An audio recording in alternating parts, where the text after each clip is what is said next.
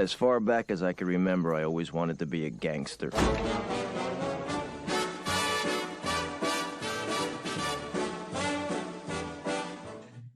All right. Hey, everyone, and welcome to the first episode of the Sleeping with the Numbers podcast. I'm your co-host, Dylan, along with the other co-host, Pat. How's it going, Pat? Good, man. How are you?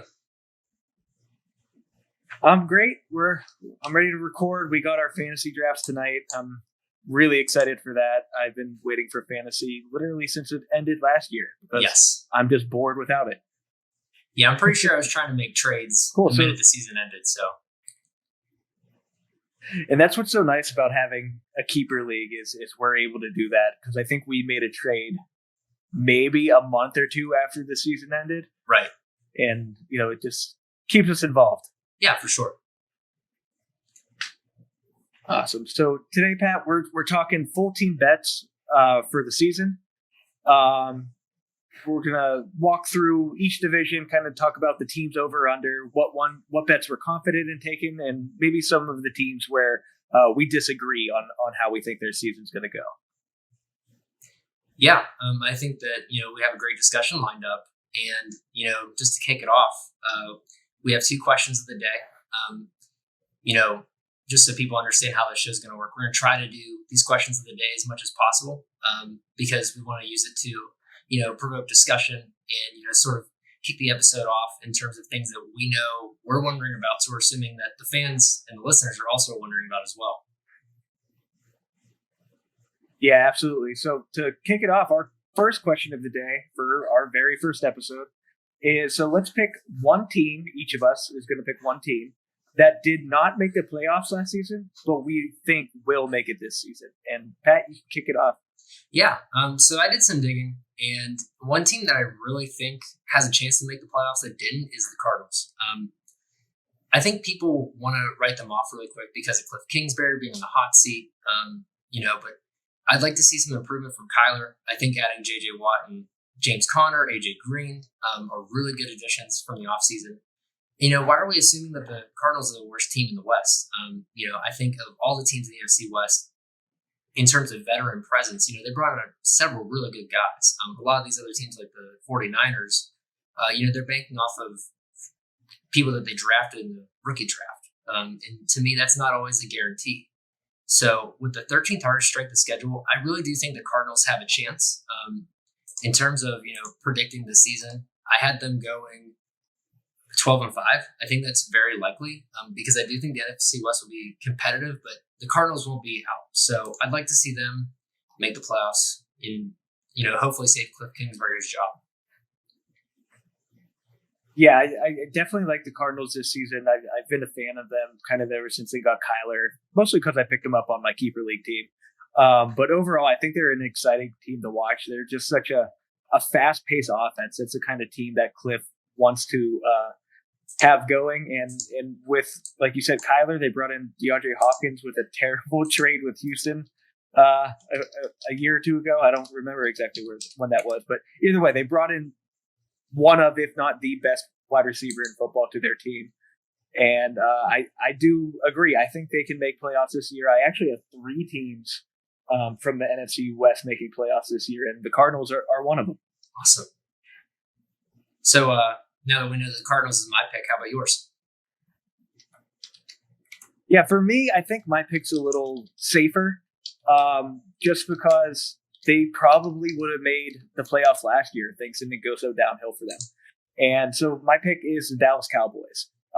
That NFC East division as a whole is kind of a mess. The Washington, they're not the Redskins anymore. The Washington football team made playoffs last year with a losing record. And that's something you really don't see.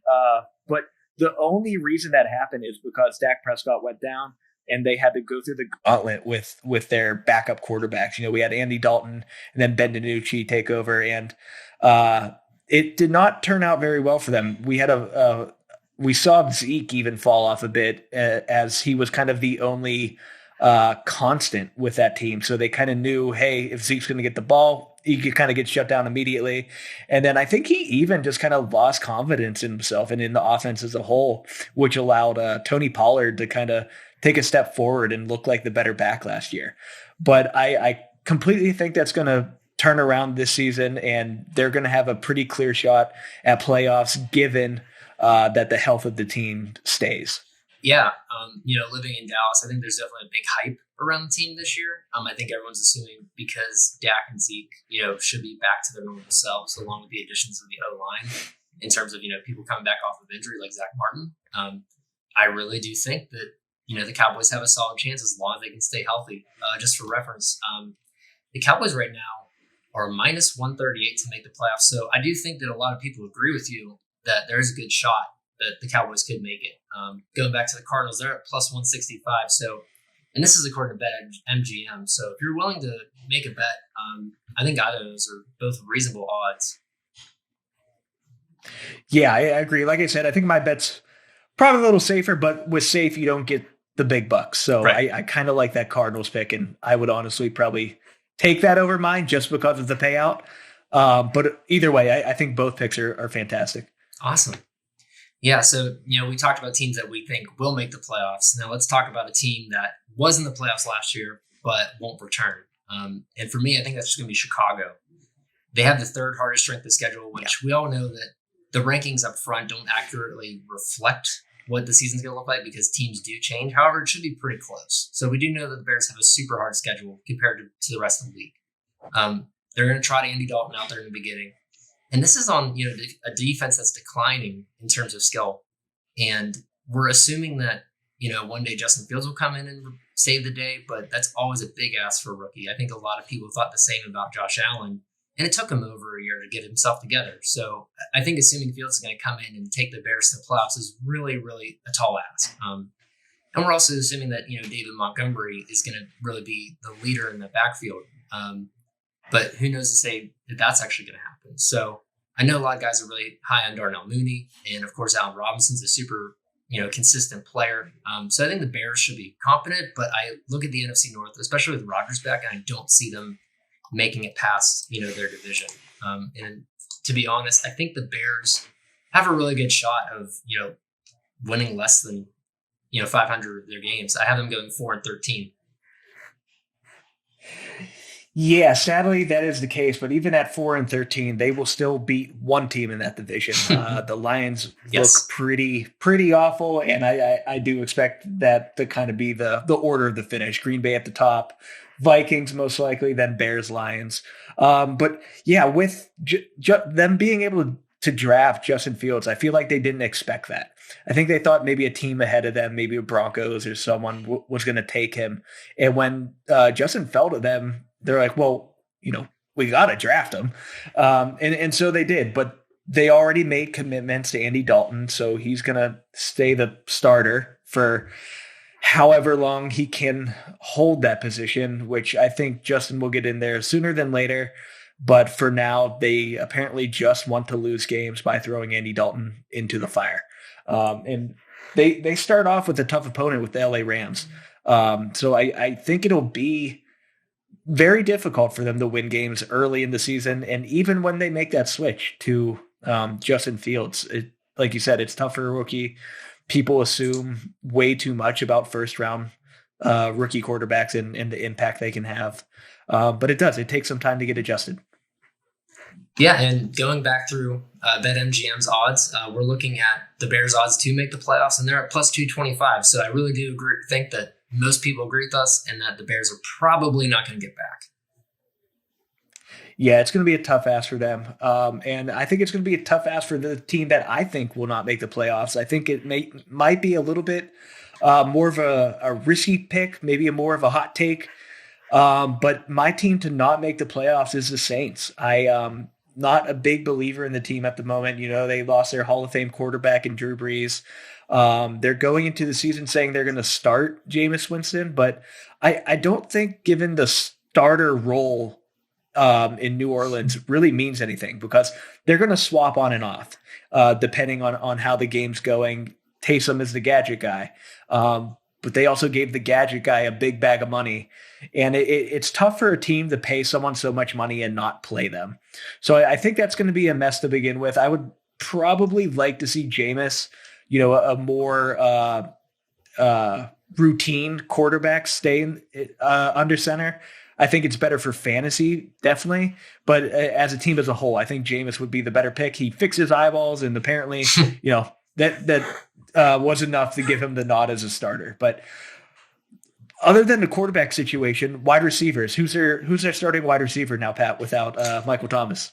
I mean, that's a great question. It could be one of several people. And I'm sure most people don't know their names. So let's pull them up right now. Because I definitely don't.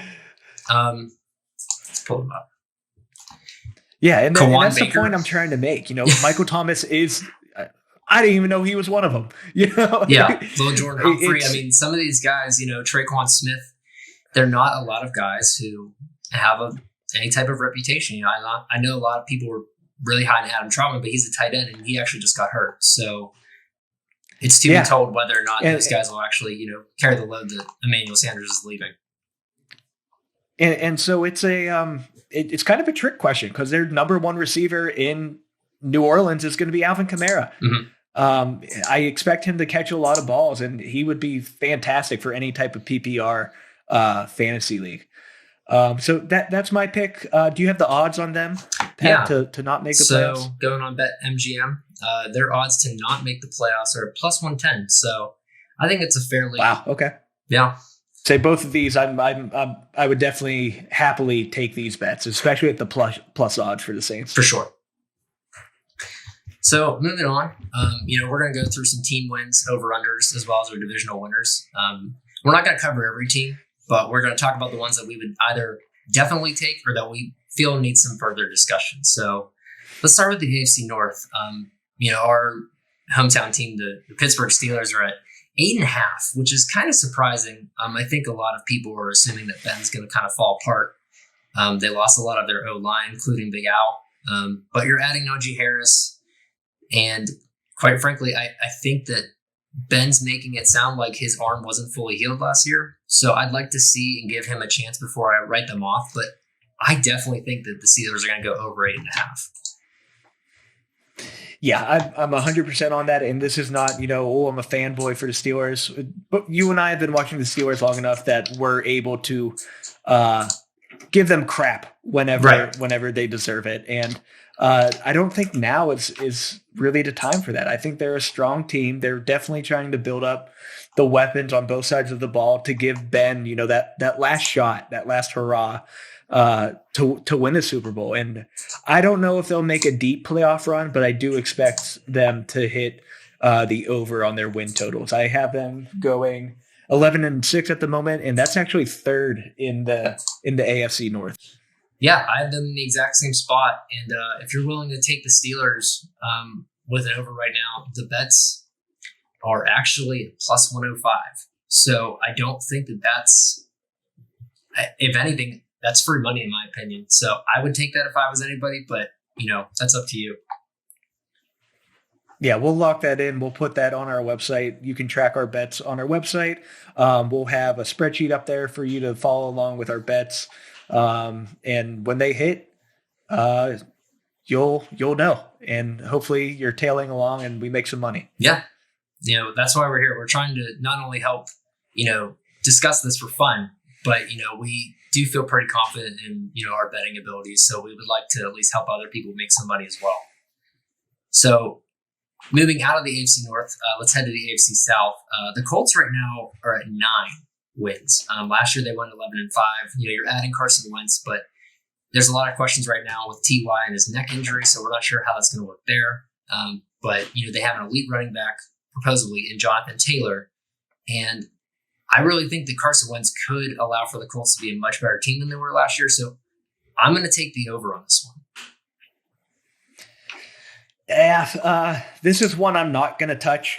Personally, I'm not a big fan of Carson Wentz. I never really liked him. I think he was always kind of touted up to be more than he is. Mm-hmm. I don't remember what they were on for. I don't think it was Hard Knocks. I think it was Amazon's football show. I cannot All or Nothing when they were on there, and they showed a lot of Carson Wentz, and he just rubbed me the wrong way. I wasn't a fan of him. So because of that, you have him under center, supposedly leading your team.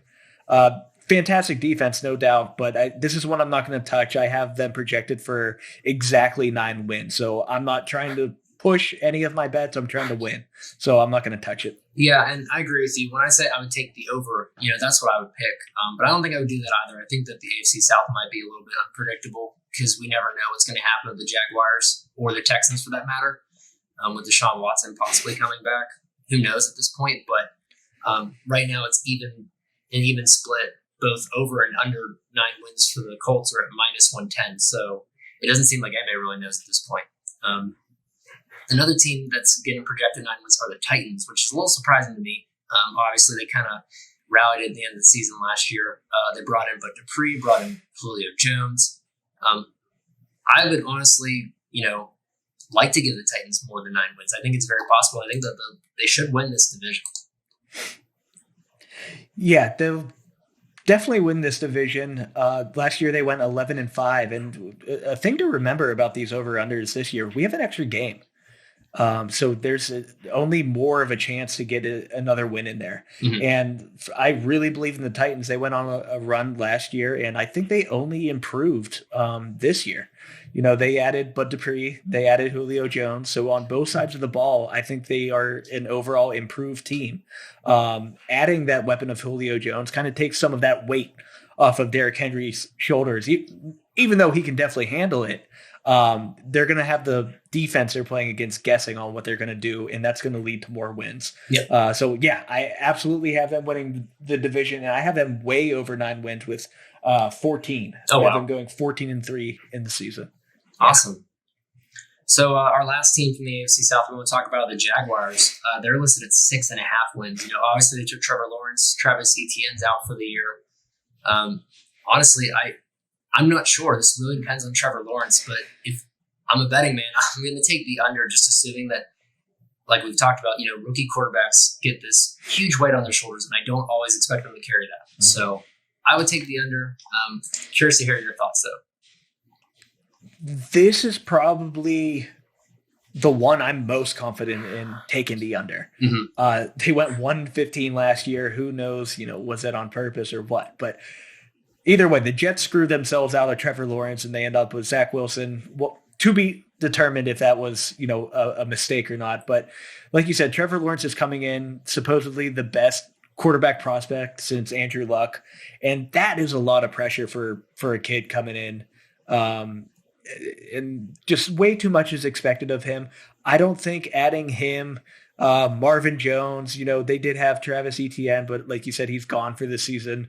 I don't think that is enough to get them this additional 6 wins to hit over 6.5 from what they had last year. Especially on the defensive side of the ball. I don't think they really improved. They traded one of their linebackers to us, the Steelers, one of the better linebackers in the league. And I just do not see them getting anywhere near that number. So I'm going to hammer that under. Yeah, for sure. So let's move on to the AFC East. The Bills right now are at 11 wins. They signed Emmanuel Sanders. They, brought in Mitchell Trubisky as a pretty solid backup. People give him crap for being the Bears starting quarterback, but to get any type of first round pick as a backup is, really what I'm trying for. You don't like him? I don't like him. No, I do not think he's an NFL caliber quarterback. I don't think he should be on a team at all. Okay. So if Josh Allen goes down, my thoughts about the Bills go down with it. Okay. Well, regardless, right now they're at -130 to get the over. I think it's super possible. I don't think that the Dolphins and the Jets are going to be competitive in this division. We'll see about the Patriots, but I realistically think the Bills could go to the Super Bowl if, they could figure out their running game and take some of that pressure off of Josh Allen. I know he is the main runner, but it's always good to have that additional, option in the backfield. Yeah, exactly. Guys like Zach Moss and Devin Singletary, they're kind of just distractions as in terms of their run game. But I agree. I do also have them hitting the over here. They went 13-3 last year. I have them with going 14-3 this year. So again, that additional game giving them another win there for my projections. But as far as taking the bet, I think it would depend on the odds. What did you say it was for the over? It was minus 130. Yeah, I would probably take that. I would probably be willing to bet that they would get over that 11 wins. And another thing to note here, Pat, with these team win totals, whenever there's not that half a point there, that means there's always the possibility to push, which is a nice thing to have as a bettor, because it's better than it being one or the other, win or lose. Now you have a chance for a push. If they get to that 11 wins and stay there, hey, you get your money back. No harm done. Yeah, for sure. Moving on to the Patriots, they're listed at 9.5. They obviously picked up Mac Jones. We're assuming he's going to be the quarterback of the future. They just traded Sony Michel to the Rams, so kind of gives that backfield a little bit less depth, but we obviously know he wasn't going to be the starter this year. It's projected to be Damian Harris. I'm really curious to see what the Patriots do in terms of how long of a leash they give Cam, but I don't really know if they're going to get that over 9.5. Bill Belichick is a great coach, but that one for me, I probably wouldn't touch it. If anything, I would assume the over, just because I do trust that Bill Belichick knows what he's doing. Yeah, I'm with you with not taking this bet, but I'm not assuming the over here. I mean, you got to give props to Billy just because of what he's done in the past, but I have him under. I have him at 7-10 this season. They just don't have a lot of weapons. They went out and got a bunch of tight ends to use, which, I mean, cool, but how much does that really do for you? They also drafted Mac Jones, who I would hope would be the starter. I can kind of even see them using Mac Jones and Cam, kind of like how it's going to be done in New Orleans with Winston and Taysom Hill, where maybe between the 20s, Mac Jones is going to be the guy to drive down the ball, but in the end zone, 10 zone, all that, they put in Cam because he is still a little bit scary and a threat to run it in himself. He's definitely not what he used to be, but he is still definitely a threat near that goal line. Yeah. So let's talk about another team that kind of had a big offseason, but it's been a lot more quieter in terms of the quarterback, and that's the Jets. Zach Wilson hasn't really made it into the media that much, which is probably a good thing, because usually with the Jets, we kind of see the exact opposite. They went 2-14 last year. They added a lot of guys, including Vera Tucker, Elijah Moore, Corey Davis, Keelan Cole, and getting rid of Adam Gase. They're at 6 wins. I'm curious to hear your take before I say anything in terms of if you think that the Jets are going to go over or under 6. I don't know how we want this show to go, if we want it to be child friendly or whatever, if we're going to bleep me, but that's absolutely effing absurd that 6 wins. They won 2 games last year. The best move they did make was getting rid of Adam Gase. I actually have a theory about Adam Gase. I believe he is paid by these teams to come in and tank them so they can get a top pick. I think that is his whole purpose. And I think there's going to be a documentary about him in the future about how he does that on purpose. Because otherwise, why does he keep getting hired? But yeah, either way, I when I ran through the season, I ended up with the Jets having 0 wins. That is probably highly unlikely. I would not bet on that, even though I think it's at like plus 2,400 or something for them to go winless this season. Maybe you throw a little bit of money on that, but don't take that as I expect them to actually go winless. Take that more as I expect them to go under 6 wins, like by a large amount. 6 wins is way too high for them. I don't see them getting it done. Yeah, I kind of agree with that. I probably wouldn't bet on it, but if anything, it's going to be the under. So last but not least in the AFC, we're going to go through the West. And I think we're going to talk about all the teams in the West right now. The highest win total projected is the Chiefs at 12.5. Looking at BetMGM, try to pull up exactly what their odds are going to be for this. And they're at minus 130 to go over, plus 110 to go under. Honestly, we know how good the Chiefs are. We know how good Patrick Mahomes is. I think it's very likely that they can get over 12, and they have a very good shot of making it back to the Super Bowl. Yeah, they pretty much stayed the same throughout the offseason. They did improve their offensive line, which we saw was a complete mess in the Super Bowl. They got rid of Lev Bell, signed Jerick McKinnon. So he's probably going to play that same role, which is, touching the ball like 4 times a game. So really not much of an impact there. 12.5 is high, but I have them winning all but one game. I have them losing one game against the Packers, and that's not a slight at all against Kansas City. It's more of what I think of the Packers this season with Aaron Rodgers kind of coming back for that Michael Jordan last dance. So yeah, I do. I believe they'll hit this over and probably by quite a bit. Yeah. So, another team that we thought was going to take a quarterback ended up getting Teddy Bridgewater are the Broncos. They're at 8.5. And honestly, I'm not sure how to think about this. It really depends on if Teddy or Drew ends up being the starter down the road. I probably wouldn't touch any of the Broncos just because there's so many question marks, especially just in the quarterback position. They're getting Cortland Sutton back, so they have a decent wide receiver core, but I'm just not sure how it's going to work out. So I don't think I'm going to touch this bet. I think that they have a good chance to compete with the Raiders for last in the division. Yeah, and that's probably exactly what they'll do is compete for that last spot. I don't know how their line is at 8.5. That seems pretty high. They did get Javonte, who I think is a fantastic running back, and he'll be working with Melvin Gordon, who will probably end up losing that as far as a lead back later down the line. They improved their pass defense during the draft. But the biggest hole they had in the team, really since Peyton Manning retired, is at the quarterback position. They signed Teddy this offseason. But is he really that much better than Drew Lock? That's yet to be seen. He's named the starter, but to even have to compete with someone who has not shown the ability to be a good NFL quarterback, it's kind of worrying for them. So I personally would slam the under on 8.5.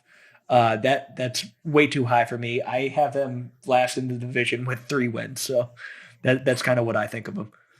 So another team that, I think can really compete for the title in this division are the Chargers. I feel like that their over-under is kind of low. Their line's at 9.5, and right now it's about a plus 105 to get the over. I could realistically see them, getting 14 wins and making the playoffs and at least making, the Chiefs' lives a little bit miserable. I'm assuming Justin Herbert's going to get better. Austin Eckler is a pretty solid running back, and if anything, they just upgrade their offensive line and make Herbert even better. So I would definitely take the over in this situation. Yeah, it's a close one for me. Personally, I was a bigger fan of Justin Herbert than Joe Burrow coming into the season last year. But there's probably not a fair comparison given Joe Burrow tore his ACL and didn't get to finish out the season. But I think Herbert is poised to continue improving. I think I like the Chargers better for fantasy than I do as a real football team. I definitely think they are going to improve from last year, but 9.5 is, I kind of disagree with you. I think that's a tough line for them to hit. I currently have them at 9 wins, so 9-8 for them. So given it is so close, I probably wouldn't touch that bet, but I'm taking quite a bit of that team for my fantasy leagues. Yeah, totally agree. I think Austin Eckler, I think this is the first year that people are really starting to realize that he's pretty productive. I've always went after him, but now he's going in the top 2 or 3 rounds, so unlikely to get him in terms of that. But I guess the last team in this division, the Raiders, their line's at 7 wins. It's at a plus 115 for the over, minus 135 for the under. I don't necessarily know how I feel about the Raiders. I don't see them, beating up the Chargers or the Chiefs at all. And quite frankly, I think it's really tough for them to get that 7 wins. I probably wouldn't bet on it. But if I'm going to do anything, it's going to be the under for sure. Yeah, I view them pretty much the same way I view the Broncos. I think this win total is kind of high, even though they did go 8-8 last season. They just don't seem to be wanting to improve as a team. They drafted Ruggs last year, and he was kind of a disappointment. Brian Edwards, nothing special. Their entire offense is Darren Waller. And honestly, if they improved at the quarterback position, kind of got rid of Carr, they might be able to make a larger step forward. But for right now, I view them as a very poor team in this division. And I would easily take the under in terms of their win total this season. Okay, so moving on to the NFC, we're going to start with the NFC North. I think really the only team that we need to talk about here is the Packers. Their line's at 10 wins. Honestly, I think that may have been set. I'm not really knowing what the situation was with Aaron Rodgers, but right now they're at plus 105 to go over. And, the Vikings are decent, but I don't see them being super competitive compared to the Packers, especially with Aaron Jones coming back, Aaron Rodgers coming back. Devontae Adams playing this year. So, and they even brought back Randall Cobb, at Aaron Rodgers' request. So I really do think that the Packers should go over, and at plus odds, I'm definitely going to take that. Yeah, I don't know how they. I went Porky Pig there. You want me to restart? But I don't know. No, I like that. That's staying. But I don't know how they made this line, right? They went 13-3 last year, and if they're going to give the Raiders a 7-win line when they went 8-8, why are the Packers not higher?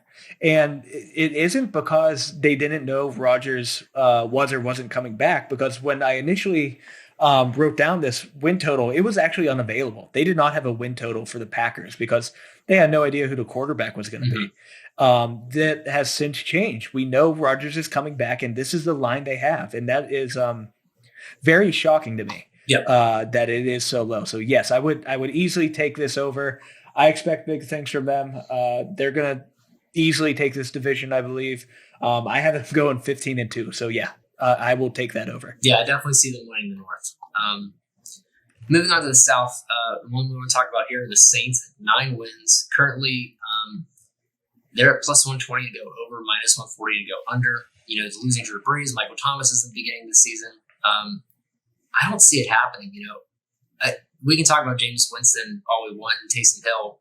That's great. But to me, if you can't make that decision in terms of who we think the quarterback should be, I think the fans don't always know the right answers, but I think we generally have a good idea of based on the eye test. I don't think people are confident that Jameis is going to get it done. So I'm going to take the under, I think, in this situation. I don't think the Saints are that great. Yeah, I know I kind of stated my, disgust with the Saints early during our question of the day. I actually have them hitting the over, but this isn't a bet I would be confident enough in actually placing. I have them going 11-6, which is 2 wins over their line. But still, that's a very tough bet for me to make because anything can happen with them. Yep. Another team that had some quarterback changes in the South are the Panthers, grabbing Sam Darnold. Their line's at 7.5. I just don't know with them. I don't know if I would put any money on them because we don't know what Sam Darnold's actually going to do. I don't think his time in New York is really a fair, assessment of his talent. And they're at plus 110 to go over. I would like to think that Sam Darnold, being a first-round pick, can get it done. And with the Saints and the Falcons not being as good as I think people want to think they are, outside the Buccaneers, I think the Panthers could at least compete in this division. So I don't know if I would touch it. To me, there's just too many question marks. Yeah, I do enjoy the Panthers as a team as a whole. I'm actually a pretty big fan of Sam Darnold. I believe I've texted you multiple times during this offseason saying I was hoping the Steelers would pick him up. Yeah, I was hoping we didn't. Too. We got Dwayne Haskins. But yeah, so overall, I do think Sam Darnold is a solid quarterback, at least someone who deserves another opportunity, which is exactly what he's getting here. Is he better than Teddy? Maybe. They might be at the same level, but I believe Darnold's trajectory is probably a little higher up than Teddy's is. So overall, I think I agree with you. I probably wouldn't take this bet. If I had to make a pick, it would again be the under. I think they would get 5 wins again. Okay. Going to the East, I currently live in Dallas, so I do get the pleasure of listening to Cowboys radio. Their line's at 9 right now. I think that they're a very realistic fan base based on what I've heard. So their line's at 9. Everyone's assuming Dak's going to come back and be super solid. We want to talk about the shoulder. We want to talk about all these little banged up injuries that they have. But I think for the most part, he'll come back and be fine. Assuming Zeke gets back to form, drafting Micah Parsons, trying to improve the defense, but statistically, their defense is still in the lower half of the league. I think 9 wins is very possible. They're at plus 110 for the over. But honestly, it really depends on, can Washington actually, maintain their status as like the top team in the East? And are the Giants actually going to improve, which we'll talk about them next. So I could see the Cowboys definitely being competitive and possibly winning this division, but I just don't know if I would put money on them just based off of the injury history that happened last year. Yeah, so this bet to me isn't really an over-under. It is a binary choice of does Dak stay healthy or not, because that influences my bet here completely. If Dak stays healthy the whole season, I think 9 is easy for them. I have them, assuming Dak is healthy, I have them going 12-5. So 3 wins over that 9-win line. And again, this is a bet I'm more comfortable taking, even though I'm a little less certain. But I'm more comfortable with it because there's not that half point in there, right? So there's a chance for that push and for me to get my money back. So I think 9 is a really good line for them. I do have them going over. I might be a little fanboy for Parsons because, I went to Penn State and I already named one dog after Saquon Barkley. So I definitely think he adds quite a bit to the defense. You got a second-year CeeDee Lamb. So they're going to have a high-powered offense as long as everyone stays healthy. Yeah, for sure. Great segue with the Saquon Barkley comment because we're going to talk about the Giants next. They also brought in Kenny Galladay and drafted Kadarius Toney. Really interested to see if Daniel Jones can kind of get off of, I feel like people see that he has some type of potential, but it's just not proven yet. Kind of sort of the same situation that Sam Darnold had with the Jets. So hopefully he does. But right now it's minus 110 for both the over and the under. I'm not touching this because I have no idea what's going to happen to the Giants. I don't know if Saquon Barkley is going to come back as the same player. And quite frankly, I don't know if this offense is really going to work. It's really tough. I think I would probably easily take the under here. I think 7 wins is way too high. I actually forgot they went 6-10 last year. That kind of surprises me. It felt like they just had a downfall of the season because Barkley got hurt immediately. And it was the first year I actually got to draft him too. So of course he gets hurt and I don't get to see him the whole season. But yeah, I would take the under here. This is probably the last chance for Daniel Jones to kind of show what he's got, to see if he's going to stay here or not, or even stay as a starter anywhere. The worry again comes with Saquon coming back. It's always a difficult injury to come back with the ACL tear. And really we haven't seen him be Saquon Barkley since Eli Manning was there. Because when Eli was there, he was dumping off passes to him left and right. Any PPR league in fantasy, that's easy points. He's easily guaranteeing you, 20 plus points a game. He's been a bit injury prone, and we honestly don't know if we're going to have the same guy when he comes back. Now, he's a monster of an athlete, different genetics than any person alive. So I hope for the best, but it's a big question mark. Totally agree with that. So last division to cover, NFC West. Let's start with the 49ers. Their line's at 10.5. The big move that they made in the draft was going up to get Trey Lance. We're not sure if he's going to start right now. Well, we know he's not going to start right now, but he's not going to start in the immediate future, or if they're going to keep him for the entire season on the bench. Who knows at this point? It really depends on Jimmy Garoppolo. They also brought in Trey Sermon, so we're not sure if he's going to really take over for Raheem Mostert or how that backfield's going to work. You also have some good rookies in Brandon Ayuk, who not rookies anymore, but Brandon Ayuk and Deebo Samuel. I don't know about the 49ers. To me, I think 10.5 is kind of a good guess for this division. I think it's super competitive. I think a lot of the teams will be able to beat one another. But right now it's minus 140 for the over, plus 120 for the under. I'd probably not go near this one just because I think the NFC West is going to be super, super close in terms of projected wins.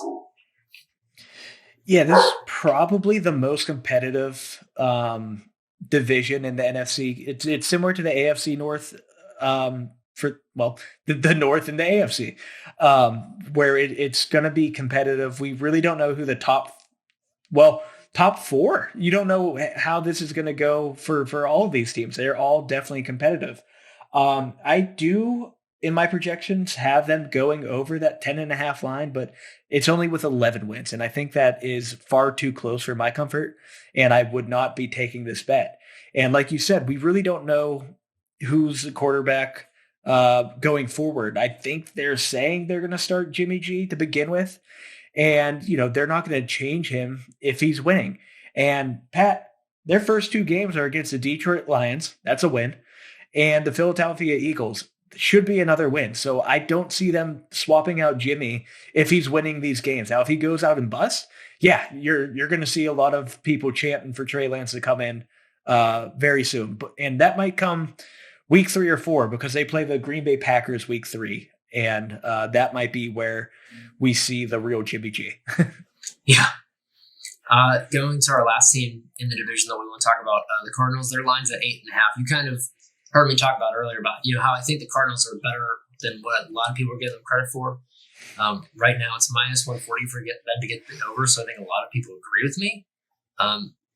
Realistically, I see them competing to make it into the playoffs. I think that they can definitely get second or third in this division. So I think if anything, you're going to take the over for sure. 8.5 is way too low. Yeah, I would take that over. I'm really surprised by the odds there with minus 140. That kind of turns me off on betting the over, but I'm glad people are agreeing with that. So I agree it would be the over. I currently have them projected for second in the division at 11-6, so the same record I had for the 49ers. So whatever the tiebreakers are to swap that around is what I have them at. But yeah, bringing in J.J. Watt, he's not the defensive player of the year he was in years past, but he's still a fantastic addition. And then just another weapon for Kyler with A.J. Green. They might think he's old and busted, but he's still a threat. He's a big guy that they can throw to in the end zone. So I agree. They might be a team where, again, I'm probably looking at them more for fantasy than real football. But overall, I think I would take that over. Awesome. Well, that concludes our divisional discussion. Let's move on to the playoff tree and talk about, what we think is going to happen in terms of who's going to get seeded where and what the run's likely going to look like. So I'll go through mine first. Right now, I think that I'm going to put, the following teams into the playoffs: Kansas City, Buffalo, Tennessee, Cleveland, Green Bay, Tampa, Dallas, San Francisco 49ers, the Cardinals, and the Seahawks. Also going to get the Rams in there as well, and the Patriots. Realistically, wow. Yeah. I think it's going to move on to the Chiefs and the Chargers making it past the divisional round. Bills and Titans, Packers, Cardinals, Seahawks, and then realistically, I see Buffalo running to the Super Bowl, and I see Tampa running to the Super Bowl. I cannot imagine Tampa getting outpowered by the 49ers, the Seahawks, any of those teams. I just think that we saw last year that they are just too good to really bear down to anybody. Maybe the Packers give them a run for their money, but I see the Buccaneers getting back to the Super Bowl, and I see the Bills being right there.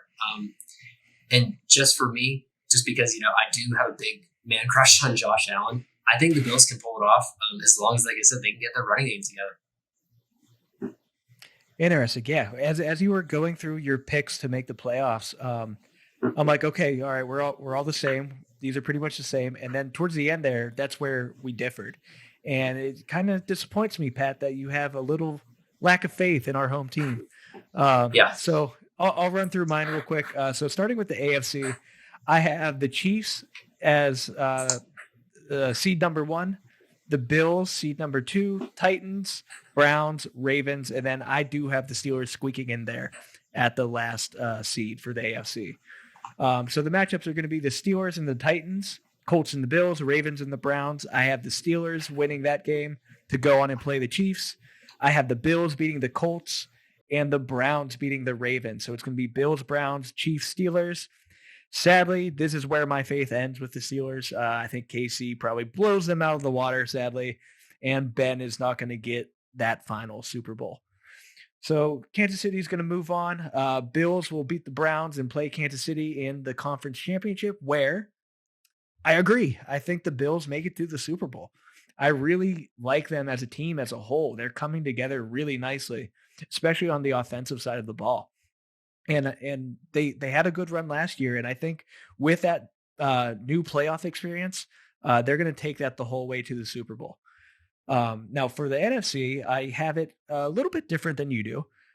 So I have the Packers, the Buccaneers, the Rams, Cowboys, Cardinals, 49ers, Washington football team. And so the matchups for that are going to be Washington against Tampa Bay. That's probably an easy win for Tampa Bay, sadly, as much as I like Washington and Fitzpatrick. Then we got the Rams and the 49ers, Cardinals and the Cowboys. I got the Rams beating the 49ers, and I got the Cardinals beating the Cowboys, which is awesome. I really hope that happens.